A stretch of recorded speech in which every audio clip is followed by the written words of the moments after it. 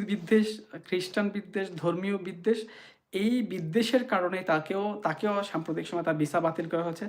তাকেও গলা ধাক্কা দিয়ে অস্ট্রেলিয়া থেকে বের করে দেওয়া হচ্ছে। আমি মনে করি এখানে আ অস আ ওই সরকারগুলো, আমি মনে করি ভবিষ্যতে ভিসা দেওয়ার ক্ষেত্রে এইগুলা বাংলাদেশের সার্বিকভাবে বাংলাদেশের সাধারণ মানুষের উপর প্রভাব ফেলবে। যে তার মানে বাংলাদেশের মধ্যে যে, যে ২ বক্তা, তথাকথিত ধর্মীয় বক্তা, আমি তাদেরকে ধর্মীয় বক্তা বলতে রাজি না। আমি মনে করি তারা হলো রাজনৈতিক ইসলাম প্রচার করে। যতটা না ধর্মীয় প্রচার, ততটুকু তার চেয়ে বেশি রাজনৈতিক প্রচার। তারা একসময় আম আমি বলেছি আগে, বঙ্গবন্ধু শেখ হাসিনা আওয়ামী লীগের প্রশংসা করে স্লো পয়জন দিয়েছে। এখন তো তারা খুল্লাম-খুল্লা তাদের চরিত্র মুখোশ প্রকাশিত।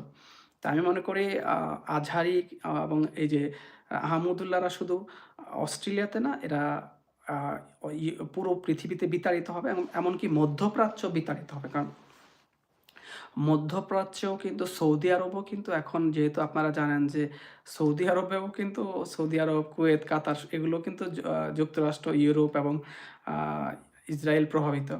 তো যার কারণে সেখানে কিন্তু তারা ভবিষ্যতে আমি মনে করি একই আ বাধার সম্মুখীন হবেন। আমার কথা হলো ধর্ম প্রচার করুক, কিন্তু ধর্মের নামে ঘৃণা বিদ্বেষ ছড়ানো, এগুলো যেমন আমাদের সাধারণ মানুষকে বুঝতে হবে। সাধারণ মানুষকে তারা ধর্মের চর্চা করবেন। এখন প্রযুক্তির যুগ, তারা নিজেরাই পড়াশোনা করতে পারবেন কোরআনের অর্থসহ। আর মোল্লারা চায় কি?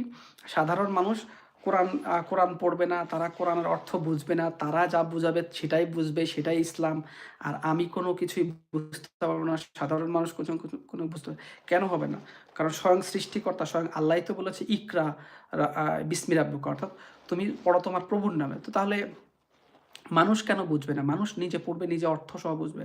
একটা মোল্লা যেমন তার ধর্মীয়, এই মোল্লারা কতটা মোনাফেক, তারা তারা আপনারা যদি দেখেন, তারা একসময় টিভি দেখা নাজায়েজ করেছে, মাইকে কথা বলা নাজায়েজ। এখন তারা তাদের ইউটিউব চ্যানেল, ফেসবুক চ্যানেল তারা লাইভ করাচ্ছে। তারা বলছে একসময় বলেছিল ছবি তোলা হারাম। পরে বলেছে, ফতোয়া দিয়েছে ছবি প্রয়োজনে তোলা যায়। এখন তাদের প্রতিনিয়ত লাইভ, ইউটিউব চ্যানেল সবকিছু আছে। ইহুদি বিদ্বেষ ছড়াচ্ছে। আবার Facebook, YouTube সবকিছু ইহুদিদের মোবাইল। আপনারা জানেন যে এরা যখন নিজেদের প্রয়োজনে তারা ফতোয়া জারি করবে, আবার নিজেদের প্রয়োজনে কাউকে নাস্তিক আখ্যায়িত করবে। আবার নিজেদের প্রয়োজনে আবার সেই নাস্তিক যদি তাদের পক্ষে আসে, তাহলে সে